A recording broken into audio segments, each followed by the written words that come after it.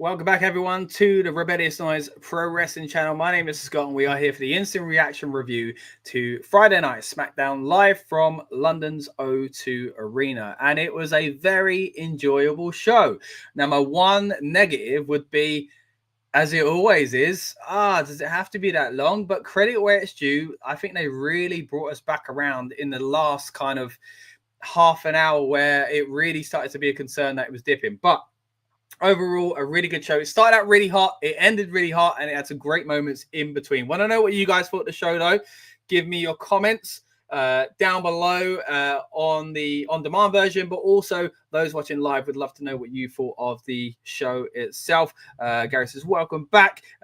And Casper's in the house for the instant reaction review as well. If you just joined us live, we had our watch along experience earlier on. If you want to find that on demand, it will be on the channel as well. But you are here again for the SmackDown instant reaction review on a night that I guess gave us a lot of things to talk about, a lot of great stories, a lot of great matches and segments.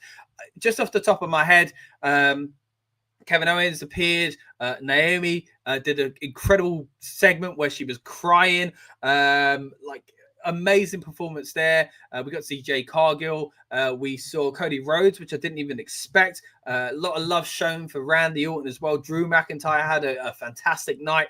Damian Priest looked good. Michin had a great performance. Charlotte Flair looked strong. Jacob Fatu got a massive pop as well. Even though he ruined the match, he was kind of a big, exciting part of the show. We got two great mysterious vignettes, but one of them got revealed to us. Stay tuned. We'll talk about that. And the other one we can dive deeper into here as well. But again, a very, very good start to the show. It started out with that promo we mentioned just a moment ago.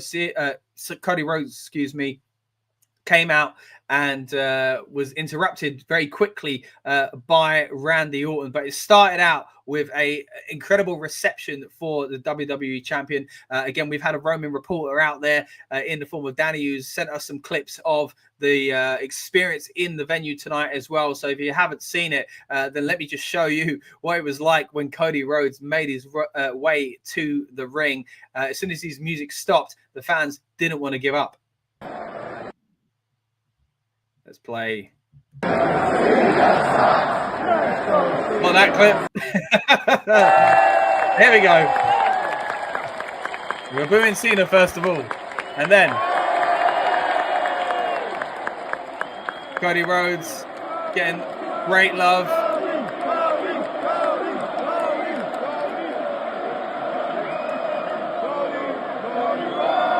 And then the Cody Rhodes chant started. Of course, we saw similar at the end for Roman Reigns, the same chant essentially. As Casper says, the show started really strong.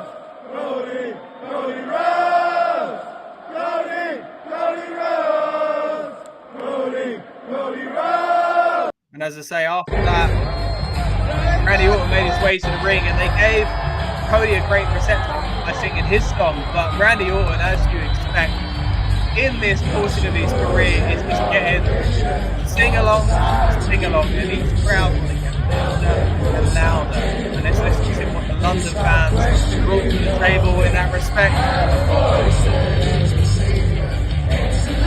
Big love, as you hear from the fans in London, serenading the legend that is Randy Orton. As Casper said, being around and getting a lot of love in London. Big fan of Randy Orton as Gary as well. This is basically how the show started. As I say, guys, they were hot and involved with the action straight away. They were not shy as a crowd, and they were up there, I think, one of the best of this European tour. Yes, I'm biased because I'm from London, don't get me wrong, but at the same time, this is fans. Great reception there for Randy Orton. But that's how it started. As I say, Randy Orton did a nice little heartfelt promo. We talked about this quite a lot on the watch along. Essentially, they, of course, referred to their time together when Cody was new. They talked about Cody going away and essentially doing the indie run in Japan, Ring of Honor, and then creating AEW and coming back, and basically how much he was underutilized or underappreciated. Randy was referring to as well. But then Drew McIntyre comes out, who doesn't appreciate Cody or Randy Orton, and basically tried to play up to the fans. Actually, he got a great reception. I think he kind of had to, really. He could have done the typical, oh, you cheer me, but I actually hate you type stuff when you come back to the UK. But I think it actually works out really well the way they played it. Look, they were going to get heels being cheered tonight if they were British, right? And we saw that very quickly in the next match as well. But it was a great kind of opening segment. It got physical. Cody Rhodes did the old fall down to his back and uppercut. Randy Orton tried to hit him with the RKO. It did not happen, though. But this was a great start to the show.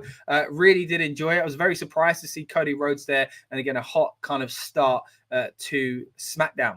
Then we moved into the first advertised match and the first match of the show overall. And that, of course, was Pretty Deadly going up against the Street Profits for the WWE Tag Team titles. Now, was it a victory for the Brits?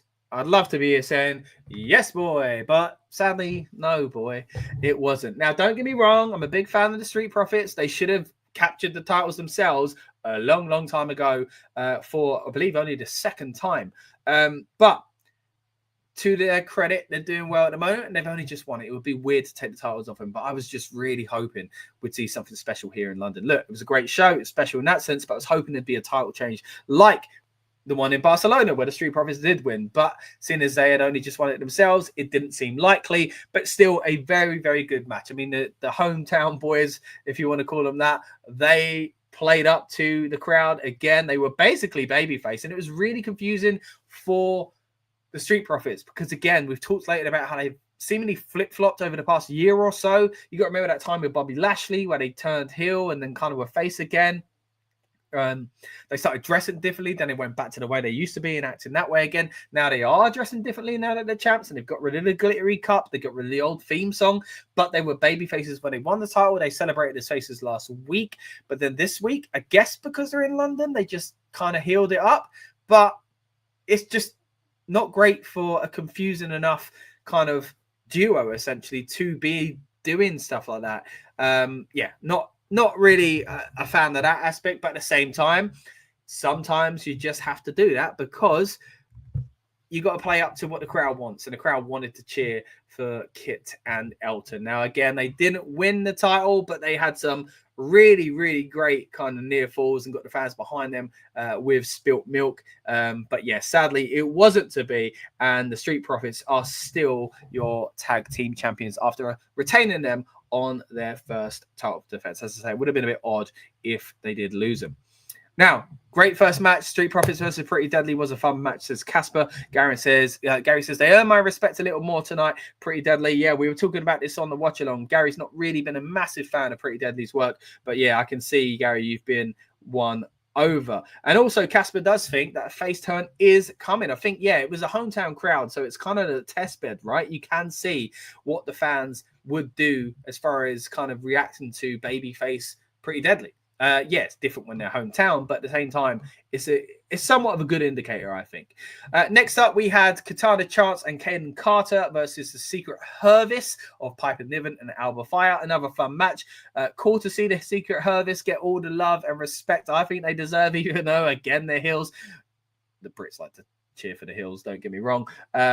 And Chelsea Green got a lot of love out there as well. This match ended with the Secret Hervis picking up the win, the heels. Some dirty tactics by using their attires in their advantage by Piper using the tie.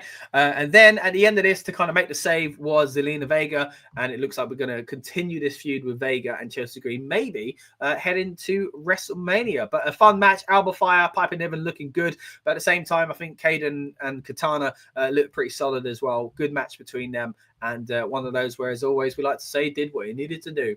Next up, Braun Strowman was going after the US title. And I didn't think it was going to take it away from the hands of this man here, LA Knight. That's because of another man who was bound to get involved, and he did. It become a no contest because as Braun was slowly starting to get in control, he runs around the outside to do his kind of freight train thing, and what do you know, out of nowhere, Jacob Fatu bounces into his face instead and takes control himself. Now, this match, again, as I say, ends in a no contest, and most times you'd be like, oh man, they've ruined the title match. I knew they'd take the easy way out. But the cheer was huge. Again, another example of London cheering the bad guy. But hey, every city seems to be cheering Jacob Fatu at the moment. And I think that's a big, big indicator as where he is and how the fans respect him, because even a title match being ruined by him is getting a big cheer. So very, very good. Gary says, just in my opinion, not a fan of the women's division. It's just a bit slow for me, and the matches are a bit boring. That's a shame, Gary. I do appreciate, I think, what the women are doing more than that at the moment. But look, I think it's had a bit of a dip lately, the women's division. But there's still a lot of great talent in there, and I think it's slowly starting to get back to the levels we saw previously. Gary says there should have been an interference. It did ruin the match. Okay, fair enough for me. I never expected anyone to be taking the title of LA Knight anyway, so I don't really mind. It made LA Knight, it may suit me. Jacob Fatu look good, and surely it's going to become a triple threat or something like now anyway. And again, maybe leading to WrestleMania. Another fun match, says Casper, who enjoyed the LA Braun match despite the kind of shenanigans ending we saw in a known contest. There was a great Samoan drop, wasn't there? Fatu took advantage of all the kind of outside stuff, the announce table and stuff like that, but then also hit that beautiful Samoan drop on LA Knight as he threw him up to the air and bounced back. Going back to referencing the women's division, Gary says, don't get me wrong, great talent, just a bit slow for me. Okay, so maybe the pacing issue is something that needs to be looked into in some of these matches. I can see what you mean. Sometimes there is a little bit of a disconnect between some of the women on the roster, more so than you do get in the men's match, but in the men's matches. But why that is, it's hard to tell. Maybe just some of these aren't as, I guess, there are a lot of new characters coming in, and they're also having not worked with each other as much. So maybe that's part of it. But yeah, anyway, we are getting some good matches, and we did get another good women's match later on in this card, so we'll touch on that very soon. Backstage, we've got Jimmy Uso being asked about that slap to Gunther. The slap heard around the world, definitely part of his character now, because we saw it come into play later on. I thought he was going to slap the guys that interfered him, interrupted him, I should say, Carmelo Hayes and The Miz. He doesn't do it here, but he pretends to go for The Miz, and The Miz kind of chickens out, which was quite funny. Ended up creating a match between them two later on in the show. We didn't see any more from Carmelo Hayes, but that was his kind of end to the night, it would seem. Backstage as well, Solo confronts Jacob Fatu with his friend Tama Tonga, and they're basically disappointed that Jacob went into business for himself. Jacob then ended up saying, look, I'm just going to win this with or without you, and I'm bringing this title into the family. So we'll see how that goes. I do think he's probably going to do that at WrestleMania. Gary said, one of the best slaps I've seen on TV. It did connect, didn't it? It was up there with the old Stephanie McMahon slaps. It was a pretty good one. Next up, one of the highlights of the night for me, frustratingly, wasn't like in the ring, but then we did see it later on anyway, was Naomi's incredible promo. It was edited well, it was paced well, it was scripted well. She cried, she showed off a new look. Great, just great. Honestly, 5 out of 5 if we're talking stars, 10 out of 10, however you want to rate this. Massive, like really, really enjoyable. Gary says, better than EastEnders. Are you referring to the slap, or are you referring to the acting here in Naomi's segment? Look, for me, both were enjoyable. But Gary says, oh, blimey, Naomi, 10 out of 10 in reference to that as well. Gary says, a great promo. Yeah, really cool. And I'm so glad someone who's definitely got so much talent came back into the WWE, got used pretty decently, but still hasn't had the opportunity to shine in this way yet. So yeah, man, so happy to see it. Gary just confirming he did mean the slap, but both essentially, is better than EastEnders. Next up, and it linked in with Naomi actually, we saw Michin and B-Fab backstage first of all, who said to Jade Cargill, basically backed her up. Then they're making their entrance in order to have the match for Michin face Charlotte Flair.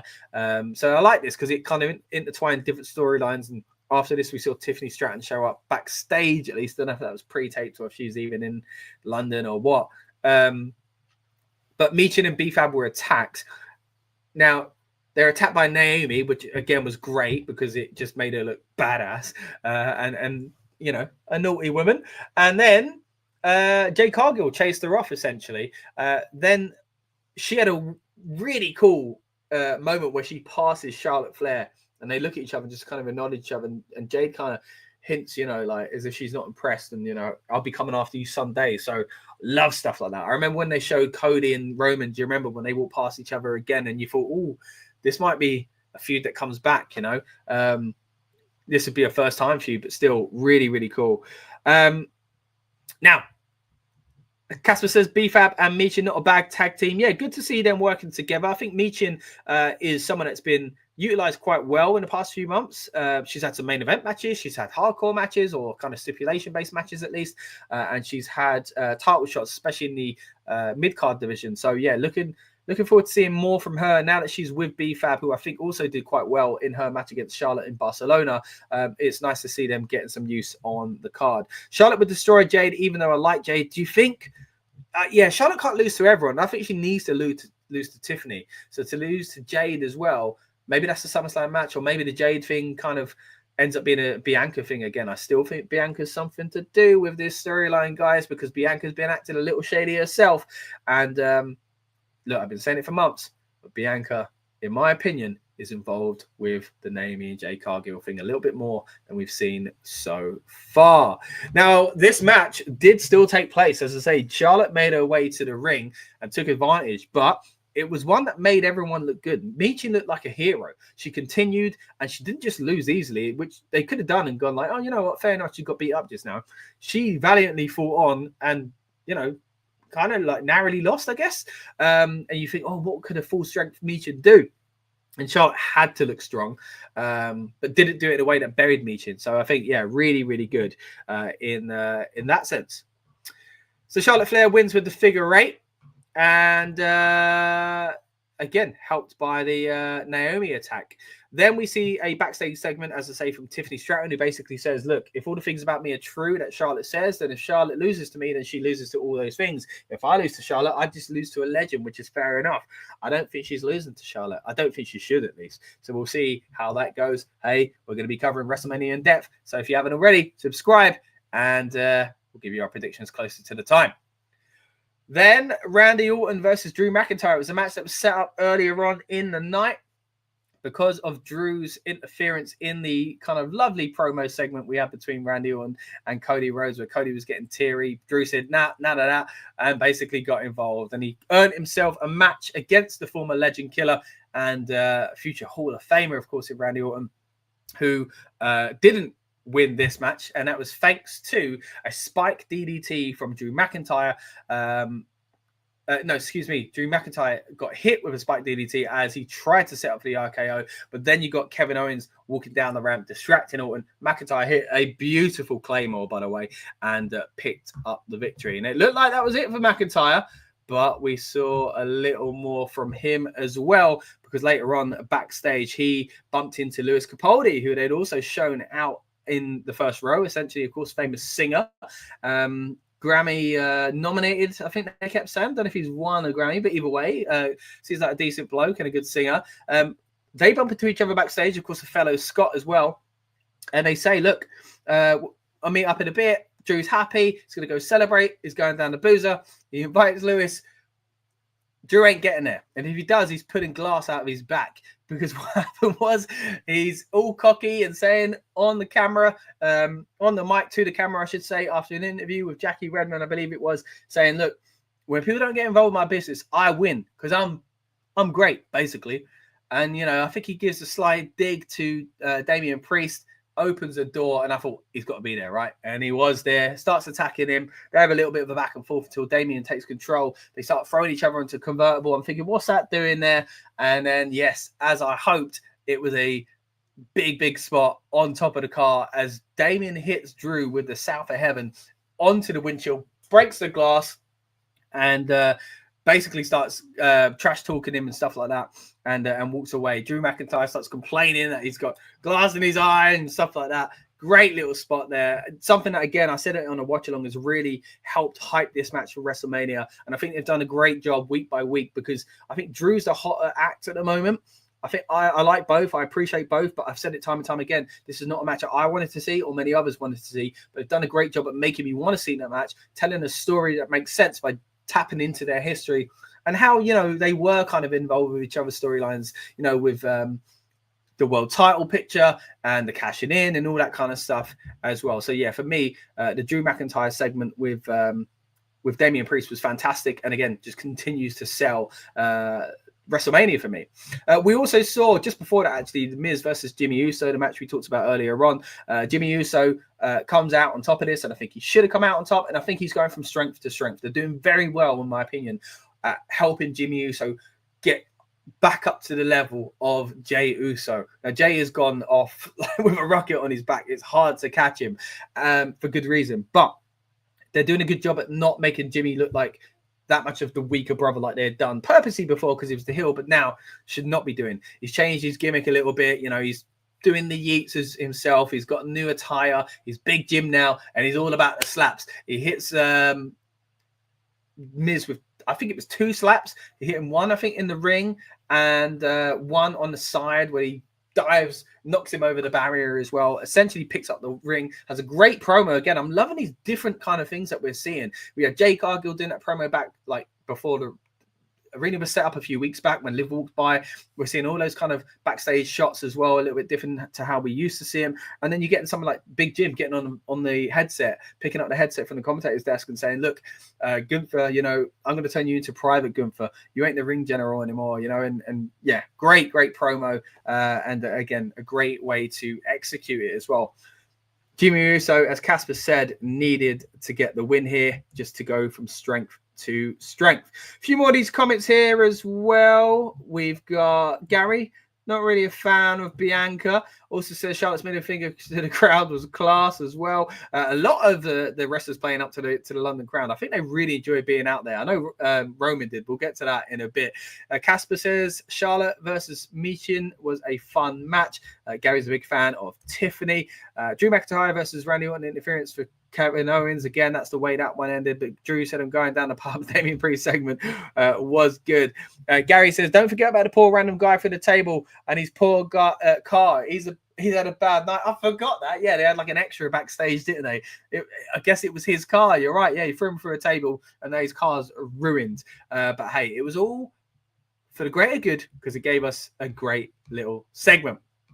Talking of great segments, we move into the main, not main event because it wasn't a match, but the main segment, I guess you can say, and what closed the show.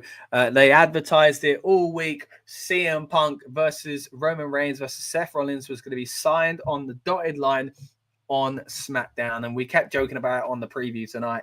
Look, WWE contract signings, we all know what they are. They even play into it themselves as wrestlers. Thankfully, that's what we got. But first of all, what we got before the mayhem was Roman Reigns came out. The fans appreciated him. They started doing the Roman Reigns chant, like the Cody Rhodes chant we saw earlier on. Signs his name on the dotted line and also has a bit of fun with it. He says, I love that you're singing to the tribal chief. He puts the microphone in Paul Heyman's face. He sings along as well, which was so funny. Looked like they were really having a good time out there. And I think the fans would have really appreciated that as well. Then Seth Rollins comes out talking about a sing-song. The fans, of course, singing along to his song as much as you can without lyrics anyway. But the OTC's ones in the air were quite impressive, as Gary refers to. Seth Rollins is calm at this point. He's basically talking about the Shield and the history. And Roman cuts him off and says, basically, why do you keep bringing it up? Like, let it go. You know, there's no we anymore. Like, I built this place now. Seth Rollins does sign. And then, what do you know? The static pops and CM Punk makes his way to the ring to Cult of Personality. Goosebumps hit because it was a great sing-song once again. And all these European shows, again, have had some great karaoke sessions, it would seem. CM Punk comes out and he's a little bit different with the contract signing. He doesn't just go for it. He starts fumbling through it, as Roman Reigns says. And he's like, what are you doing? You don't need to go to page 4. Like, it's quite funny in itself. But it turns out he was looking for something. And Paul Heyman says, it is in there. What you requested, it is in there. You are going to main event WrestleMania. Now, at this point, the fans go wild. They start giving you deserve it chants. CM Punk gets teary. Roman Reigns starts laughing at this, and Seth Rollins is livid. He is fuming. He doesn't like the fact that CM Punk's going to main event WrestleMania. He sees it as a privilege, as an honor, which, yeah, it is. And he's like, I've done it before, and he likes having that one up against CM Punk. So even to spite himself, Rollins doesn't want to be in the main event of WrestleMania because it means Punk won't either. which I think is a cool little layer to this story that they're telling here. And there are so many layers to this story. And those layers become deeper as the contract gets signed, because CM Punk says, that's not the favor. He says thank you to London. Thank you to Chicago and Louisville, Kentucky for, making him and things like that. And the fans around the world and chanting his name for 10 years, basically in reference to Seth Rollins at this point, who's irate, but then turns over and says, as to say, that's not the favor. What's the favor? They fade to black and we don't know. What is the favor, guys? Really, really looking forward to seeing it. I thought, as I said on the watch along, this is something that they've just kind of kept in their back pocket and they're going to decide what it is at a later date. I feel like they must know what it is, because otherwise they had a get out of jail card here, and not taking it is risky if they genuinely still haven't got one. And they could have used it as a really good one there, that he made that happen. As in, his advocate, I guess, Paul Heyman. But I do think this is all leading towards the Seth Rollins heel turn. I've said it time and time again. He's acting like a heel anyway. He's got reason to. He's livid with both guys. He doesn't get the same respect the other two guys. He gets the chant, and then as soon as the other two come along, it's a brand new shiny toy. It feels like Seth Rollins is thrown to the side. He's got so much to be annoyed about. And we've not seen that. We've not seen him as a Paul Heyman guy. We've seen the other two. And that's what feels like the story, the story's playing into at the moment, that Paul Heyman is torn. I think he's going to be pulled in a completely different direction. But we'll touch on that more as we get closer to WrestleMania. I'd love to know what you guys think of that theory. I know some of you agree. You've been mentioning it tonight and on last week's streams as well.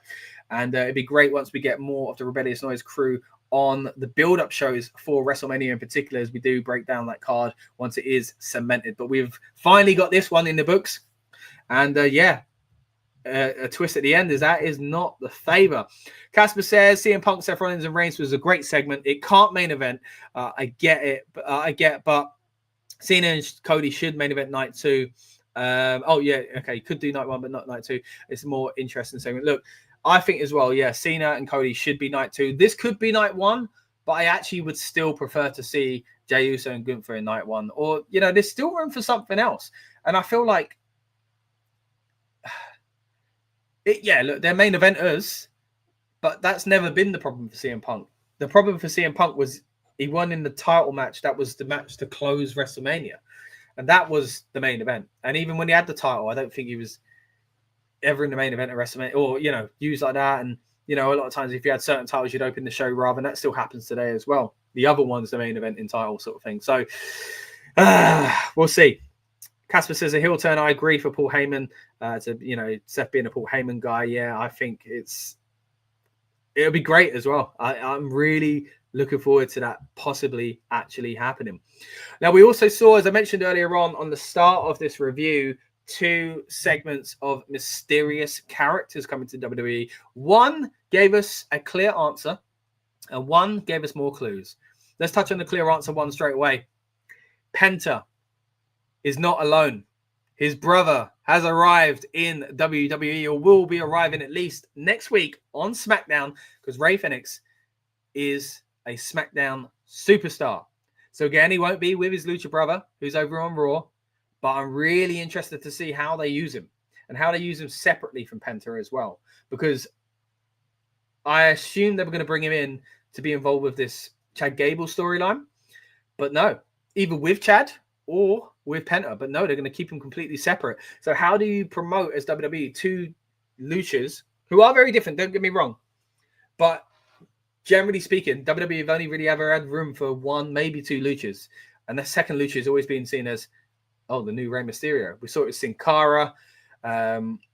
We kind of started seeing it with Dragon Lee, who's now with Rey Mysterio, and they've done a better job, I've got to say, in recent years of using multiple luchadors in recent years. Penta is so different to Rey, and I think they've finally seen that they can do that. So hopefully Rey Fenix is going to have a great run in WWE as well.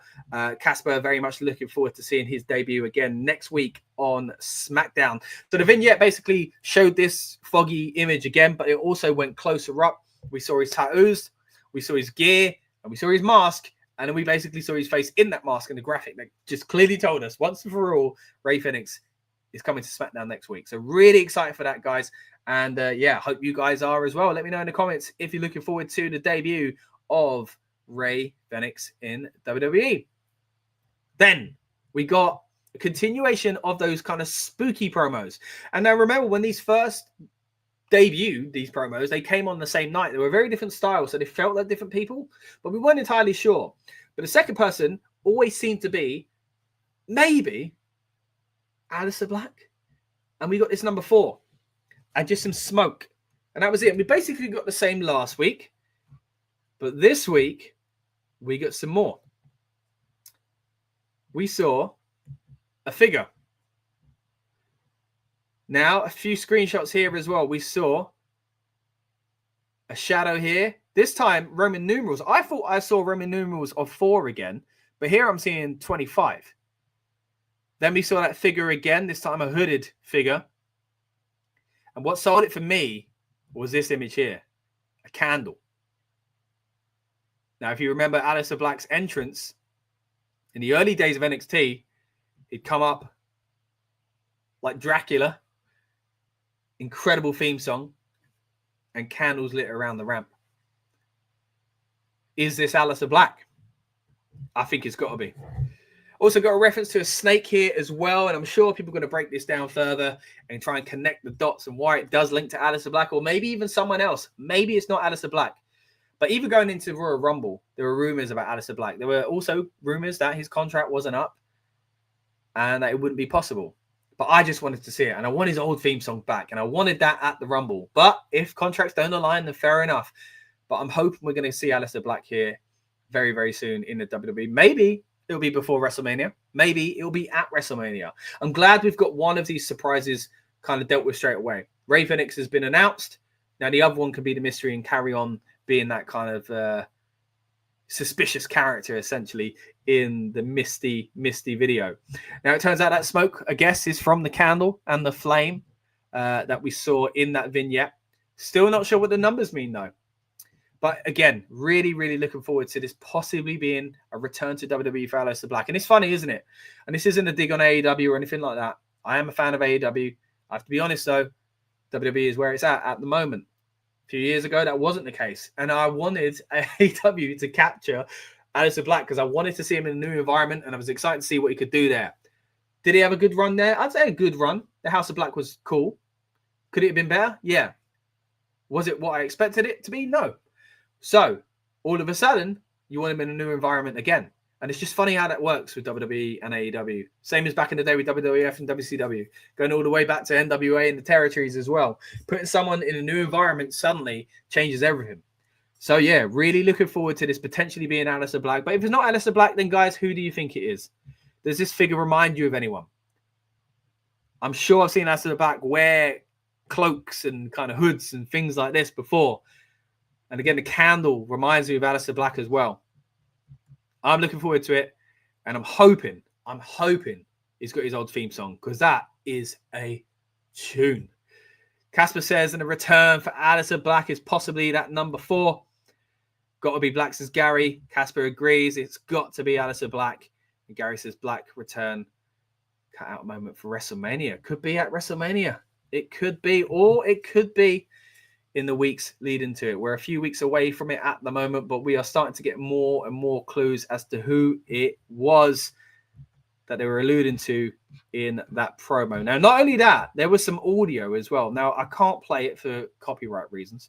So let me just try and, I'm going to listen back in my headphones and try and repeat what I hear. Right? I don't know what you said there. Can't get that either.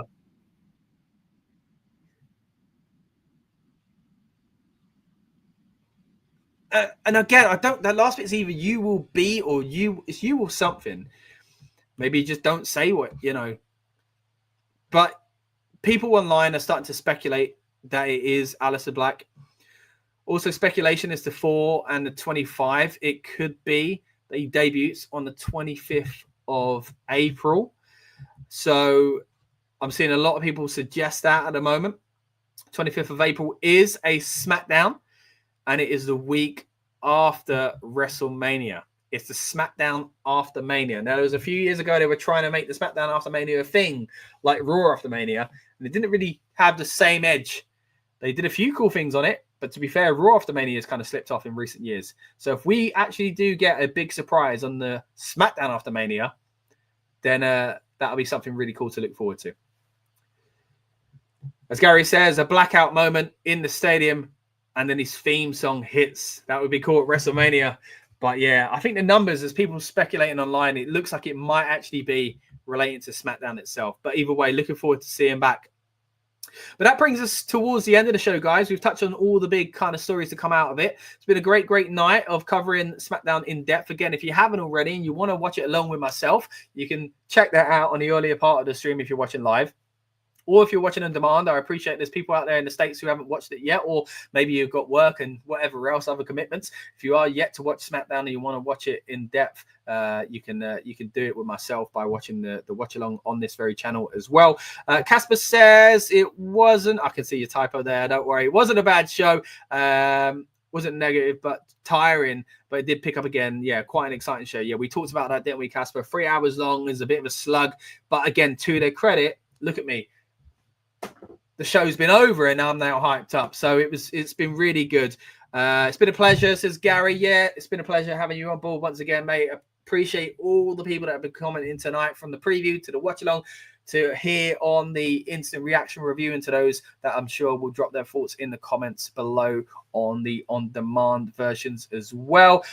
We again started out with the watch along earlier on. Thank you so much to everyone that joined us for that. You've been watching the instant reaction review. We're going to be back for Monday Night Raw. It is the last leg of the European tour. Of course, the Road to WrestleMania tour, which has been so good, especially for us here in Europe, where we've been able to watch it at a reasonable time, even if you're not at the show. I want to say thank you to Danny for sending in clips from the show tonight. Thank you to Lucas that did the same for Barcelona as well. But yeah, looking forward to Raw. And as Casper said, this show was a bit better than Raw. I think it was actually quite a lot better than Monday Night Raw. But yeah, you're right. It was better than Raw. Raw wasn't a bad show, but it was, yeah, this I really, really enjoyed. It's just the length, because Raw was at a better length for me. Speaking of Raw, though, as I say, we'll be back for next week's Raw, the last of the European shows. Really hoping it's a good one and that they're going to go out with a bang. But you can tell, though, as we get closer to WrestleMania, these feuds are heating up and they're willing to start putting the trigger on these things. And it's been good to see that in Europe. We've seen titles change hands. We've seen kind of shocking moments and you know, hints of turns and things like that. Great promos, great matches, and let's hope we go out, as I say, with a bang on Monday Night Raw. We've got John Cena and Cody Rhodes again on Raw. Interesting. It's been interesting, hasn't it? Let's see what they do. If you want to know my thoughts on that, again, you can see our instant reactions to the previous Raws on this very channel as well. But this has been the SmackDown instant reaction review. I've been Scott. You've been watching the Rebellious Noise Pro Wrestling channel. Gary says, hope you enjoy the rest of your night, mate. You too, Gary. It's been a real pleasure, as I say. And again, thank you to everyone that tuned in, whether live or on demand, those commenting, those lurking in the background. We appreciate you either way. And yeah, we'll be back for Monday Night Raw in just a few days' time. Thanks very much.